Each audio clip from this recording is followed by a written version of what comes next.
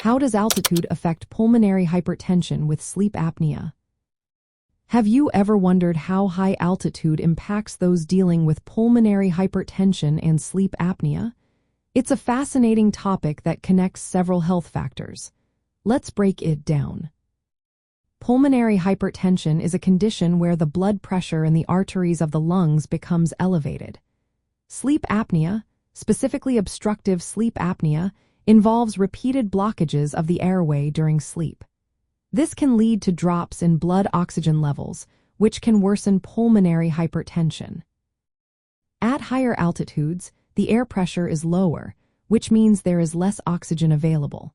This situation can lead to lower oxygen levels in the blood, a condition known as hypoxia. When oxygen levels drop, the body tries to compensate by increasing the breathing rate and cardiac output. However, this low oxygen environment can make pulmonary hypertension worse, especially for those with sleep apnea. For individuals with obstructive sleep apnea living at high altitudes, the combination of oxygen drops from sleep apnea and altitude-related hypoxia can intensify the constriction of blood vessels in the lungs. This constriction raises the pressure in the pulmonary arteries, making pulmonary hypertension more severe. Moreover, sleep apnea at altitude can disrupt sleep patterns, leading to more fragmented sleep and increased episodes of periodic breathing. This further disturbs oxygen levels during the night, creating a cycle that can be hard to break. People living at high altitudes with sleep apnea may also face more cardiovascular challenges. Right heart strain and dysfunction can occur because the heart has to work harder due to the increased pressure in the lungs. Certain anatomical factors, like a patent foramen ovale, can worsen pulmonary hypertension by allowing abnormal blood flow that increases lung pressure. Over time, the body can adapt to high altitudes by producing more red blood cells and developing additional capillaries.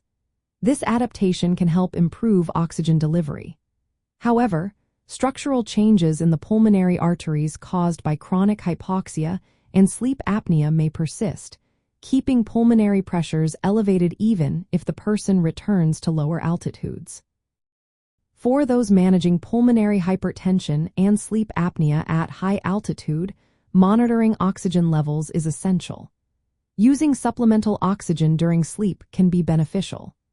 Continuous positive airway pressure therapy is also an effective treatment for sleep apnea, helping to reduce airway obstruction and improve oxygenation. Avoiding prolonged exposure to very high altitudes may be wise for individuals with significant pulmonary hypertension. The challenges of high altitude can amplify the effects of both conditions, making effective management key to maintaining health.